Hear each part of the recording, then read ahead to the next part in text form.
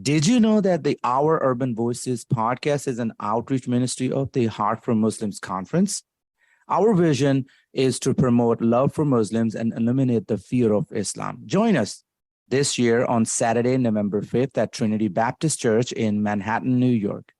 We will be focusing on the power of proximity, how your location, culture, and shared experiences can bring Christ to Muslims. Hear from Muslim ministry practitioners and connect with like-minded Christians. Find all the details at heartformuslims.com.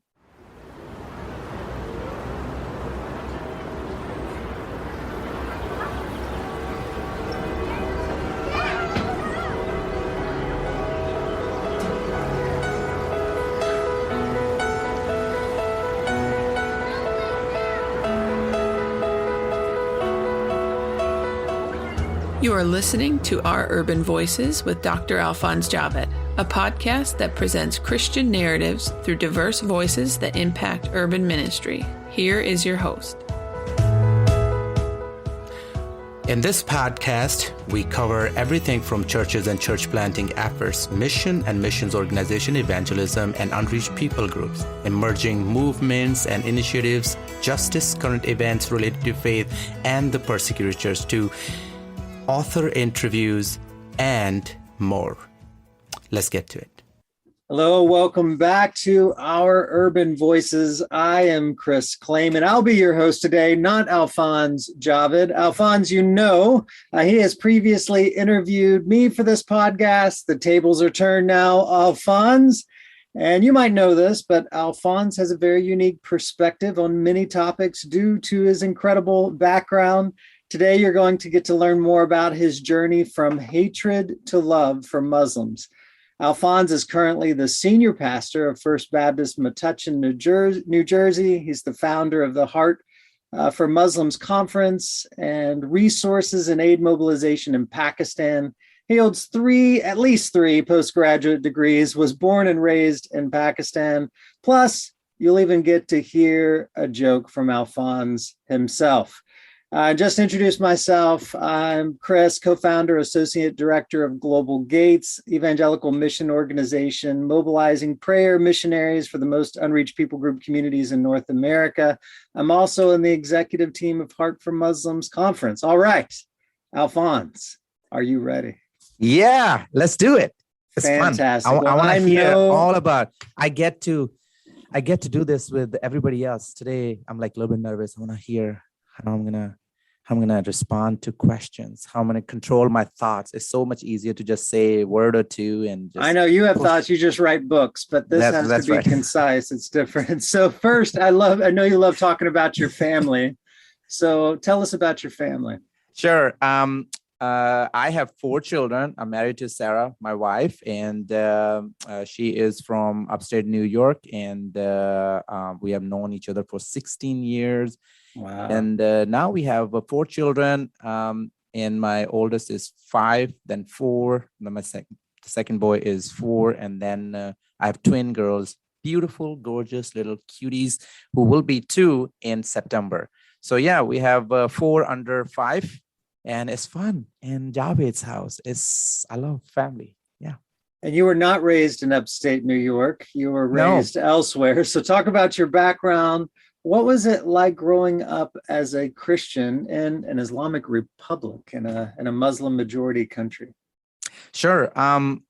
Well, I was born in Pakistan, and as you know, Pakistan was it's still an extremely beautiful country with so much to offer to the world, and some of the best philosophers, poets, and musicians, and even Nobel Prize winners have come out of Pakistan. But unfortunately, in the 1980s, everything changed under a regime, and it brought Islam, or the idea of the regime was to Islamicize Pakistan, and therefore it became very extreme country, and gradually minorities were left to be just a people that nobody cares. And I grew up in that kind of environment. What age were you at that time? I was born in 80. Okay. 1980. So I was born into that. The first, my formative years were under that regime. So all I saw was that kind of place where all you are hearing is Islam is the only path. Muslims are the only people supposed to be, they're supposed to be prevailing. They're supposed to be the leading. They are the only people that God loves and God likes, and they are God's people.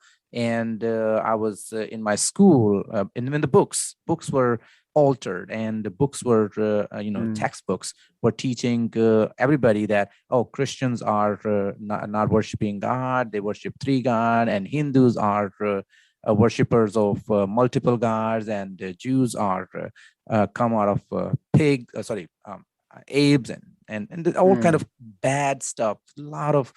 Lot of hatred was preached, and of course it challenged my own personal belief, to kind of like shook me to my core. It might, when you are a little kid and this is all you know, and you are treated as somebody who's not supposed to be in that country. Actually, the meaning that we heard from day one were the meanings of Pakistan is La ilaha illallah Muhammad Rasulullah, which is a creed, which is not true. The meaning of Pakistan is Pakistan, a land of the pure. And even the founder himself, he said Pakistan just turned 75, and his first speech was that we're not going to treat you according to your ethnicity or your religion. Go wherever you want to go and worship whoever you want to worship. But that's not the case. That's not the case. By the time I reached my teens, I was literally persecuted, where the guy just threw me on the floor, and he was about to hit me with a ice pick, and God just delivered me, because somebody else saw me, and they're like, "Oh, I know this guy. That's not the guy you're looking for."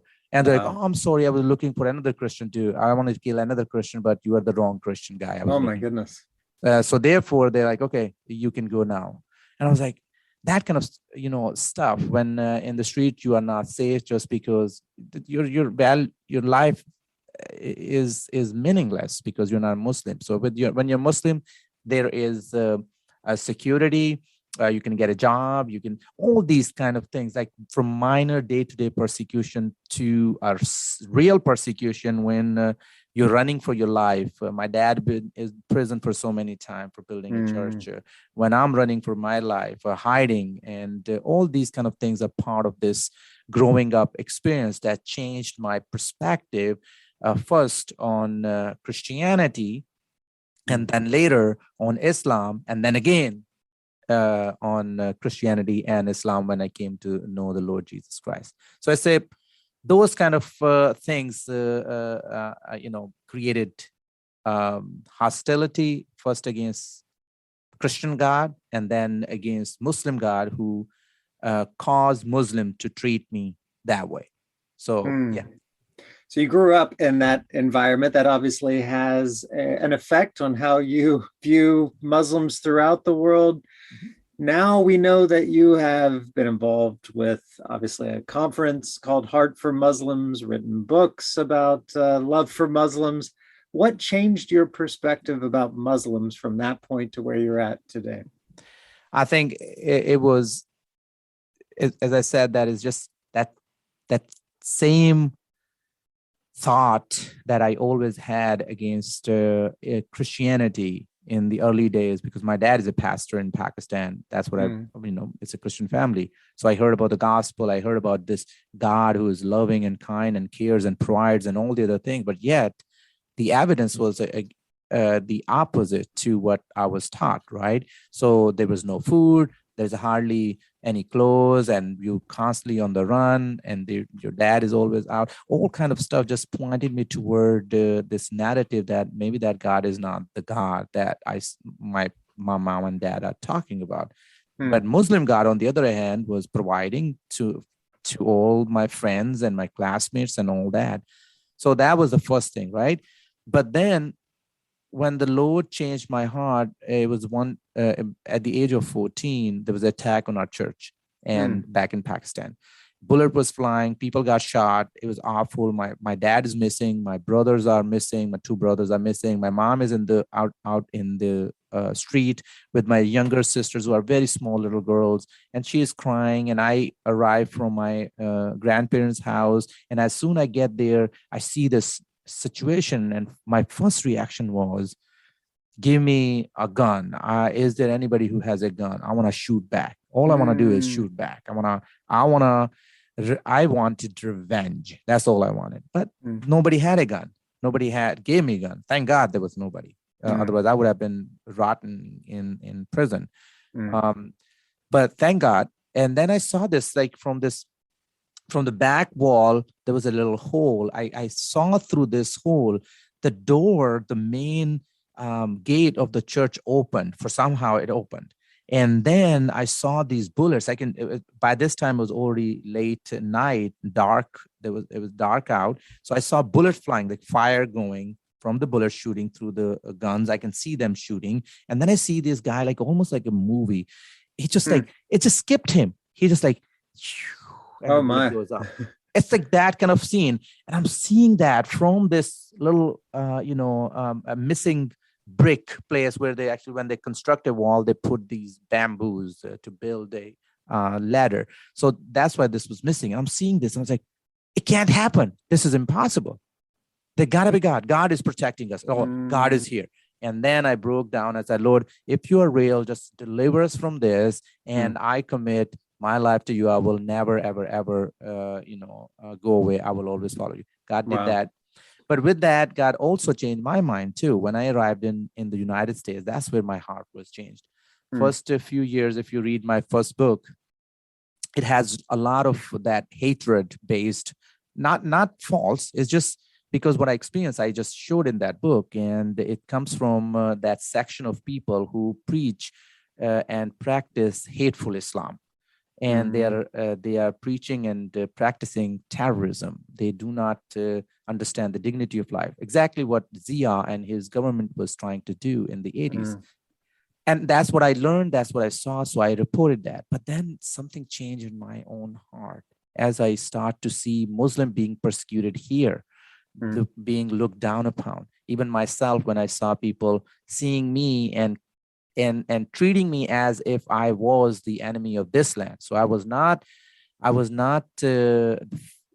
taken as a friend of Pakistan, nor I was taken as a citizen or friend of US either. Here, I was treated as Muslim or Pakistani. Over there, I was treated as a Christian and possibly ally to America who's attacking Muslim lands. Oh, wow. So when you don't have any home, and you are the persecuted one, then you begin to understand the pain of others who are being persecuted, regardless of their ethnicity, background, and the cause for persecution.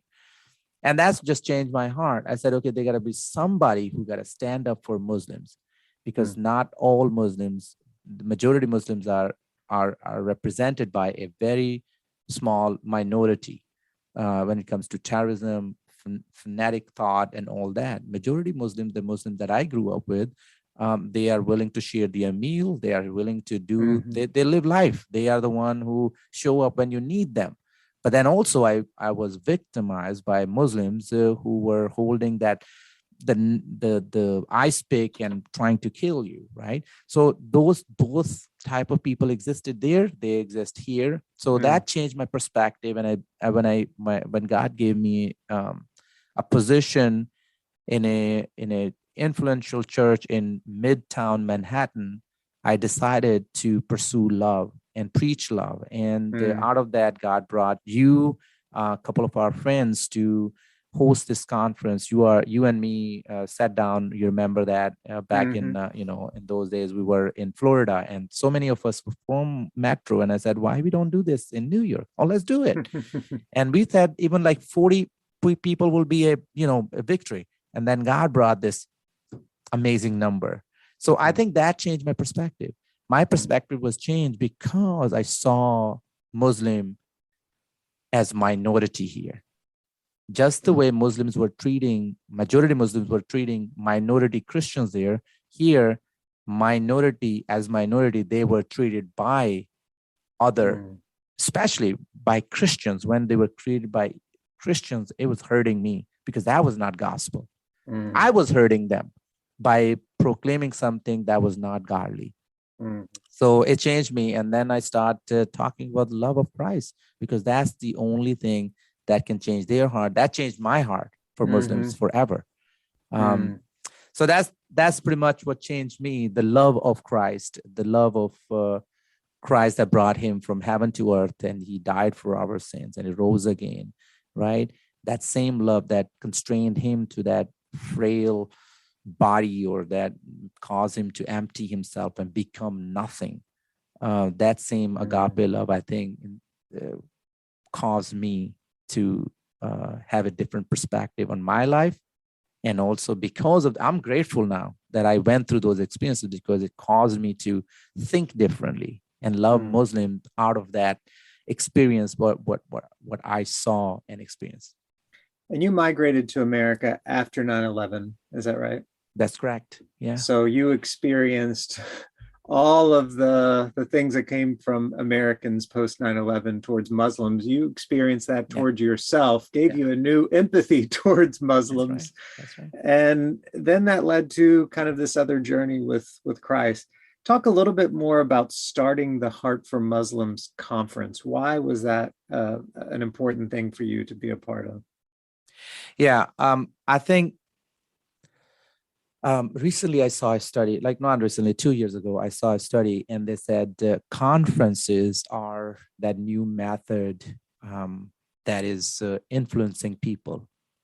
Now, whether that is Christian conference or some other conference, it doesn't matter. But the idea is when people come together, when you have people like-minded or people who oppose your understanding, when they come together, there's a place to discuss content or whatever that main reason that brought people together. For me, that was, as I said, that when we met in Florida, Jackson's, I think that was, I forgot the name of the town. Jacksonville. Jacksonville, yeah.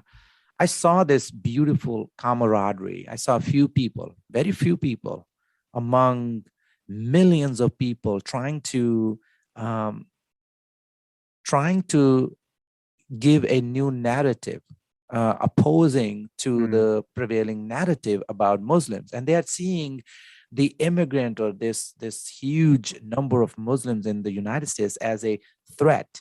And this group, small little group, is seeing that as an opportunity to love them and show them that we are different. And I also connected that back to my country or many other Muslim countries. There's over 50 Muslim countries where they're majority.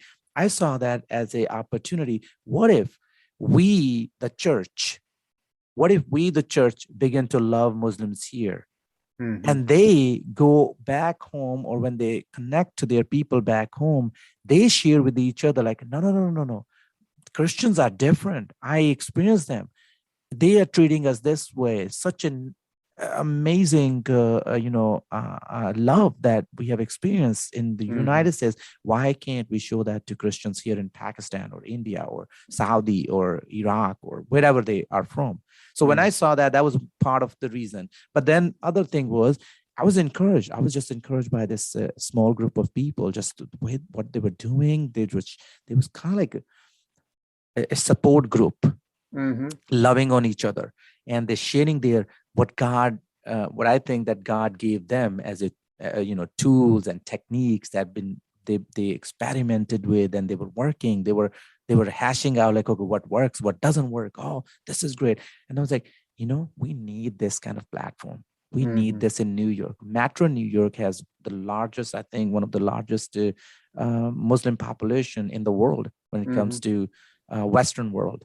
And I was like, we need that. And when I spoke to you, it was both in a sense that you brought this missionary perspective, and I brought this loving perspective from a pastoral heart. I wanted to really encourage the church to be the church. And then I saw you as a mission agency, a parachurch, doing the same thing. So why couldn't? Then the thought was, let's pull connect those worlds. Exactly.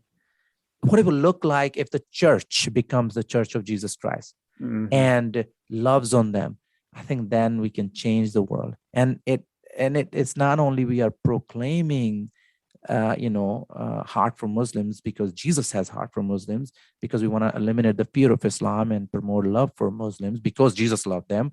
But it's also the element of equipping them. That's where parachurch ministries come in. Those practitioners come in. So bringing them together became the reason. And Muslim Next Door is the same way. The book is literally the book I wrote, Muslim Next Door, was is questions I collected over the first 12 years of my life as a missionary. People ask me questions, I put them down. And when I got into pastoral ministry, I was like, oh, even inside the church, people have the same questions. Okay. And I think even this year we are doing conference, our whole main thrust of the argument is the power of proximity, how your culture, location, and shared experiences can bring Christ to Muslims. It doesn't matter where you live. If you're listening to, I just want to take advantage of this interview. If you're listening to the podcast and you do, let's say you don't have any Muslims in your close proximity, but I tell you, the internet has brought people together. It's amazing. And then Muslims are everywhere, especially if you are in an urban setting. You will find Muslim. In New York, we have it. In Addison area right now, I'm in Metuchen, Addison area. We have a lot of Muslims here. They need to see God's people moving with God's love and changing lives here and around the world. They want to see that. They want to see that with their eyes. So I think that's exactly why in those early days, you and I, when we start talking, that's what we want to do. We wanted to encourage the church to follow Christ. We wanted to equip them and provide them opportunity to serve Christ, right? Yeah, it seems like most people, when they get interested in ministry with Muslims, because we don't know much, especially we didn't grow up in that sort of background, we're Muslim majority country, you learn a whole lot to try to win arguments. Right. And there have been surveys done of thousands of Muslim background Christians. Why did you come to Christ? Never at the top of the list was apologetics, even though it might be good to know for your own confidence that you have the truth. Right. The number one reason always is the love of Christians, the love of Christ that got them interested in finding out the truth and light behind it. So important. Switching gears now to talk about the podcast, which is actually a subsidiary of Heart for Muslims. What prompted you to start Our Urban Voices, and what does that actually mean? So Urban Voices was born in the middle of pandemic, and we were the conference. Conference is all about bringing people together, and when you are limited by the pandemic. And you were not allowed to you were forbidden to meet in gathering, to gather people in a location. We were forced to think creatively. We were forced to think logistically how it will work out for us if we take this online. So we did a conference during the pandemic. It was beautiful. It was fruitful. I got to hear so many wonderful stories. Our mutual friends from actually, they work for your organization. They reported several baptisms because during the pandemic from Bangladeshi background, I got to hear all of those because of the conference. But then I realized, well, at least in person, we were able to connect and then follow through. And throughout the year, we were hosting small events and doing outreaches. But now we are limited. There got to be some sort of outreach we can do. And the best thing that I came out of that little change was I got to hear stories. I said, okay, stories matter. Stories matter. And why do we just hear them in a conference and then they die? I mean, the stories don't die. If you weren't there, it's done. Yeah. Correct. It's gone. So the idea was, and around the same time, podcast was showing up everywhere. It became became a pandemic. Everybody was on podcast doing some sort of podcast. I was like, okay, all right, God is speaking very clearly that we need to envision a platform where we can become the voice. And then simultaneously around the same time,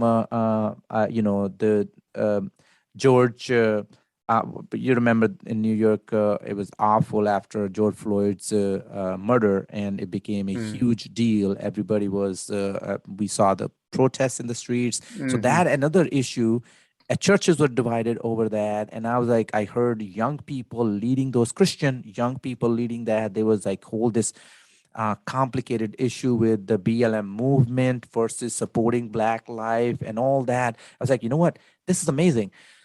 Now I have this two things that I want to accomplish. I want to hear people who are making difference for the Lord Jesus Christ in urban setting, but it's not only the people from Muslim background are coming to Christ, but also this is happening, justice movement, social justice or justice movement out of mercy of Christ is happening. And then I saw testimonies of church plants.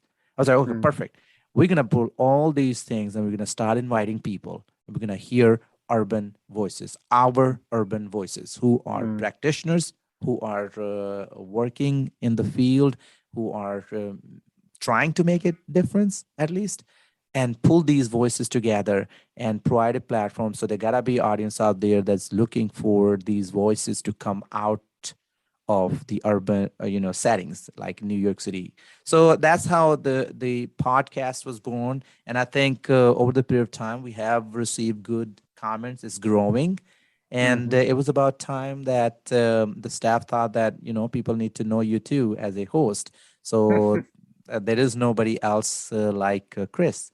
I was like, perfect. Chris needs to come and interview me. And I think one of the things that you've always done well is seeing raising up the voice of people who don't have natural platforms to have a voice. And so I think that is something very valuable that needs to come from the cities, because our largest churches, really, you're seeing this increasingly in the Western context, the thriving spiritual centers of our cities are usually happening because of immigrants. It's not just Muslims and Hindus and Buddhists and Sikhs and Jewish people coming here. Most migrants are actually Christians, and they are spreading their spiritual fervor and flavor into our cities. And so being able to give a voice to that phenomena is maybe what will save the American church. Amen. Sometimes when we think about reaching the nations, we have this picture of the Indiana Jones type, with the machete going through, translating the language on the side, people that have never seen a foreigner, wherever that foreigner happens to be from, that's coming to give the gospel. Urban ministry doesn't look like that at all. So what makes urban ministry an important part of what God is doing globally? Well, let me say this. I have learned this from you when I landed in New York City and God connected us. Those days I was working with the Parachurch Ministry, Hefsba House in upper, West Side. And God just brought us in this beautiful relationship through the power of the gospel. We both loved missions, loved the city. God has brought you from many experiences. God gave me some of those too. And when we connected, I got to learn from you. I mean, I saw this book. You put that together, ethnicity. Hold on. Ethnicity, right? No. Yeah. Yep. Yeah, right? Yeah. The Nations, Tongues, and Faiths of Metropolitan New York. Yeah. Yeah. And I just went through that and I was like, man, this is amazing. New York City is not just a commercial hub. It's not just Wall Street and suits. It's more than that. It's not a mover and shaker in politics of the world, but it is more than that. It's something great is happening here. And I went through those like, oh, that's my people. Punjabis are there. Oh, Pakistanis. Oh my gosh. There is a neighborhood, little Pakistan.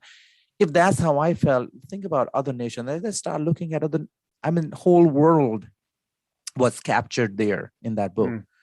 I was learning about new people group. And I was like, and then because of my background in missions, I'm looking at the unreached people group. I was like, wow. So you don't have to go all over the world. God is bringing people right here in the city. And then I came across Pastor Tim Keller's book too. And his whole ministry approach was city centers. And gateways. Your organization, Global Gate, is an example of that, right? Mm-hmm. And all these got connecting. And then I'm hearing from other practitioners. Ran into another brother that we a mutual friend of ours, Boto, and gradually numbers start growing, and more people I'm seeing, and they're talking about these cities, urban cities, being at the center of this new gospel movement. And I'm seeing that, oh my, it's no longer you gotta leave from a port on a boat to go somewhere. It's the hub cities where people are coming and flying and all the other things that are happening, and people are coming from other places. Even in United States, the same thing. People are coming from Midwest, South, and everywhere else in New York City. But then I also saw that this urban cities like New York cities are also refuge cities. I did not know that. Being there, I realized that, our law actually allows these illegal immigrant or people who are persecuted and run for their life to come and hide and take shelter. Wouldn't it be cool? Wouldn't it be cool if we focus on these people? And that's exactly what I mean. Brothers like you who've been in those cities and sowing the seed and connecting and sharing the stories, that changed my heart. And I think that's the idea of Urban Voices too, that we want to get these voices out there so people can hear how God is changing nations because what is taking place. Literally, the United Nations is in New York City. Come on, right? Yeah. So you have these things right there for a reason. And then our job is to step in. So what makes urban ministry an important part of reaching nations? I think that because God is moving in that direction. God is doing many things, but in this time, right now, the season that we are in, I think that's what God is doing. I see him there. Yeah, when you talk about like the modern missionary movement since really William Carey, they talk about three major eras, to the coastlands that kind of coincided with colonization. Then there were to the inlands of people like Hudson Taylor would be a symbol of that, of contextualization became important. Then you saw over the last 50 years, the rise of understanding of just not geography, but also distinct people groups and languages and how many would be hidden still. It does seem like we're moving into a fourth era of missions where all those other things are still realities, but we are becoming so globalized and urbanized and transnational that we have got to kind of raise up what does ministry look like in this new era and figure that out. Yes, exactly. You have said much better than I would have been able to articulate. You said so well.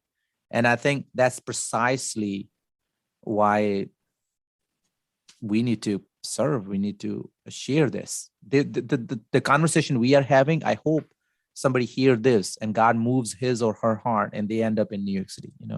I heard, this, I'm sure this guy, he writes as a friend. I consider him friend. He's a missiologist, Barthwick. And he wrote this book and he calls that urban jungle. He gives the idea of urban jungle, that we live in those days, primitive, jungles. You will go there and talk to those people and do the things. But now we live in urban jungles. This is the place where we need to invest. And you don't need, maybe the methodology has changed too. Now we need, what we're looking at is maybe we need to put people in a financial district where they are rubbing shoulders with men and women who are pursuing a different God, right? We need to pursue God. Same thing with, just as it is important to talk to a Muslim person in Brooklyn or somewhere else, or a Hindu person in Jackson Heights or a Sikh person. Same thing I think is true for those folks who are considered 1%. They need Jesus too. Yeah. And where are they? They are in the cities. So talk real quick about the uniqueness of Muslim ministry in the urban context and the importance of kind of understanding the urban context for reaching Muslims. I think when you have, it goes back to what we already discussed, that God is bringing people here, right? And almost wherever I see, whether I'm looking at Bombay or London, New York City, of course, um, eh, Detroit, we are seeing a large number of Muslims coming together. Large. And why do they come together? Because, of course, if I'm coming from Pakistan, I'm going to look for a Pakistani community. Why? Yeah. Okay, well, one, the language or culture, food, and then I can, even if I'm not well educated, still I'm going to find something, because the businesses are owned by other Muslims. And so if a Muslim person comes, that's where they're going to go, and they're going to settle. Two, these are the people back home. And I think you may remember that episode where you shared with me that these folks, when they go back, I had the same conversation with a couple of other guests on the podcast too. And the idea was, when these Muslim people come to Christ, and when they first time here, because back home, they're not allowed to talk about Jesus. Evangelism is forbidden. Discussing spiritual manners, discussing Jesus is forbidden. Yes, Jesus is a prophet. Yes, Jesus is a good man. Yes, you got to believe in Jesus, but not believe him as savior, because you don't need a savior. Why you don't need a savior? Well, you don't have a original sin. You have original forgiveness. All these things been part of their culture, part of their lives. And it doesn't make sense to them when Christians are living in awful circumstances in majority Muslim world, that why should I even consider Christianity? But when they come here, there's an open door. They see different way. There's a liberty to think, speak, which I'm very grateful for. May the Lord continue to bless America and help America to be that leader in that, freedom of speech and all that. But this is an important point I think, in all these conversations. When these folks hear about Christ and they go back to their countries, even if they are here just putting gas in New Jersey, almost every in New Jersey they put gas in your car. So even if they have that job, but back home they are treated like royalty. Yes, exactly. So people want to listen to them. They are the boss. They are whether that is because, this guy made it to the best country in the world, and therefore, or maybe like my dad will host every person coming from America in the hope that one day this person will help his children to get to America. It didn't materialize in that, but hope was there. So whatever reason, they will treat him like, oh, he's here. And this is it's universal truth in third world country. They want good for their children, so they keep these kind of connection. But these connections allow them to hear from the person. And I think these things are making difference. I heard story from you how actually it would be nice if you share that story where this, you found out that about this Muslim in this Muslim tribe, Muslim country, in this small tribe, the guy came to Christ at Heart for Muslims, and then he ended up planting a church or leading that. So stories like this, these are becoming a norm now. I'm hearing more and more these kind of stories where people are going back in their countries. Yeah, it's not like you have to convince people of this strategy. It's just something they are doing. And so it's planting yourself where the influence is flowing from the cities and the communication channels back to the least reached areas and peoples of the world. It is happening, and we're learning more and more each day as it naturally happens. I know most of your guests here on our Urban Voices are Christian, not all of them. But why do you think it's important to talk about things like South Asian dance and skiing in a sari or the sport of cricket as part of the podcast's overall emphasis on urban ministry? Well, think this way.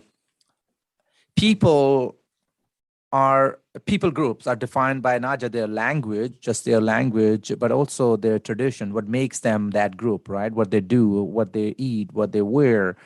And those things are in ways to connecting people. So if when you see a sari, if you are somewhere, let's say in South Dakota, and suddenly you see somebody in sari, immediately you know that, wow, that's different. That sari person represent a whole nation. Sorry for our listeners, what is a sari? Oh, sari is a outfit that women wear There you go. in India, Sri Lanka, Mhm. Bangladesh, even in Pakistan. So they say women outfit, a dress for women. So simple thing like that is just unique, is different, but that's how most people in India dress. I mean, Yeah. most women dress. Yeah. But that's also a good place where we talk about difference, but also something that is unique and that brings us together. And when we bring a person who is talking about culture, I think culture allows us to talk about their urban, because these things are dance. For example, we had somebody who that's what they do, dance, Punjabi, Bengali, that kind of dance, because that's part of culture. Music brings people together. Sports bring people together. So whatever brings people together, that allows us to have conversations, even spiritual conversations in those gatherings. So when we bring people together, we are look from these different backgrounds, whether that's based on sari or dance or cricket. We're looking at what connects people, what unites people, what there is so much hatred, but is there a way to call them and say that, hey, do you love cricket? Oh yeah, I do. Or just you look at like art people go to a baseball game, and they are just having fun. They come out like, oh yeah, they're so excited. They don't know each other, but because of that game, now they're connected. They have Yeah. communication, and all of that. We hear their hearts. Yeah. We are able to hear their voices, their problems, their challenges, what they love, what they don't. I think that's one of the reasons why we connect these voices, because all of these cultural things we do and habits and rituals we have, all of this makes us human and connects us as people. So Urban Voices is not just like, oh, all I'm going to do is I'm going to sit here and talk about Bible. No, I want to hear other people, what makes them excited about God or creation or as a community. Is there any in way? Is there a way that I can start a communication? Is there a way that probably become a point of conversation? If the person likes cricket, for me, if I want to reach out to a Hindu person or a Muslim person, maybe that's the place. That's my in way. I want to. It's like those little cultural cues, symbols, dresses, all those things open up door. They're just begging out for you to ask, what is this? Yes. And so you as a Christian can go, hey, what? They started the conversation for you by wearing it and being distinct around what is it that you're playing? What are you wearing? And then you're able to go, wow, tell me more about your story. And because you're interested in their story, they're going to show interest in your story as well. And that's where you really kind of get into deeper levels of conversation. Exactly. Life. Absolutely. That's life. As we begin closing out this episode, is there anything else you'd like to add to this conversation? I will. Yes, I do actually. I think there are way too many things that divide us. Way too many things. I mean, simple thing. I have iPhone right here, and it's an older version. And yet yesterday I had a good friend. He was like, he has Android, and it's like, oh man, the iPhone is this and that. He's just going on and on that, and he's praising. So small things even divide us. Small things. Churches are the same way. The world is the same way. The whole world is divided over things, but there's always in the midst of this old division that divides us. There's so many things, right? But there's small little things that unite us. And I think that is what I'm hoping that Urban Voices will share. Perhaps people, those who live outside the city, need to hear something from that voice, whether it's a Muslim voice, a voice of a church planter, or a voice of a Hindu girl who loves a dance and sharing her cultural background. I don't know what it is, but I think there got to be something that will connect us, whether it's the love for music, dance, cricket, love for people. For me, if I think about Heart for Muslims, it's my unique experiences. that God led me through. So that's what I'm hoping that's the only thing I want to add, that there are so many things that divide us, but there are very few things that unite us. And if we could come along and just pinpoint those and bring that voice, turn that voice a little bit louder, so people can hear out loud that, oh, okay, yeah, that's something. So that's something that Urban Voices is doing. It's just turning the volume a little bit and putting the spotlight on those uniting things. This show is not about dismissing the awful things that are happening all around. It's not to dismiss those things. No. But there's something always that can unite. That's the focus. We just putting the focus on what unites us. It's easy to hate people you don't know, but when you have relationships, hear stories of people, even if they have totally different cultures, you're going to find something you resonate with everyone, and that brings us together. Hey, Alfonse, if listeners want to get in touch with you or find your books, what are the easiest ways for them to do that? So right here on when you send us a text or email or anything through Urban Voices website, Twitter, Facebook, it comes to us. It will come to the staff and eventually to me. But you can always just search my name and you will find either you can connect with me through Twitter. Regularly I tweet. Then you can also connect with me through our, if it's official capacity, if it's a conference or a show or anything like that, we have a form on my personal website, alfonsejaved.com. Also on that same website, you can find my books, alfonsejaved.com. Simple. Great. And I know you talk about a lot of heavy urban things, and I was one of your first guests on this podcast, and you said, hey, I want me to tell you a joke. I had no idea. I wasn't ready. Didn't have my dad jokes ready, but you have been prepared. So to close this out, tell us a good joke. Okay, my joke is super simple, easy one. This is my joke from 16 years ago when I met my wife, and I don't know why she said this, but it's been our inside joke, and it's like, doesn't make sense, but it's a good joke. So, knock, knock. Who's there? Orange. Orange who? Orange juice. I have no clue. That's the joke. She laughs. I hope somebody else finds it amusing. And now my boys laugh on that one too. I don't know. You see, you're disappointed. I know, man. But that's the joke. That's good. All right. Well, thank you so much for being on your own show, Alfonse Javed. Again, I'm Chris Clayman. That was your host, pastor and author, Dr. Alfonse Javed. Thank you to all our listeners. We truly could not do this without you. If you learned something, have a suggested topic for us to cover, would like to leave us feedback, drop us a note at oururbanvoices.com. That's oururbanvoices.com. Be sure to subscribe to the show, leave an honest review wherever you listen to your podcasts, and tune in next week because Alfonse is back as a guest. So I'll be hosting him as well as we talk about his perspective on Muslim ministry. Thank you.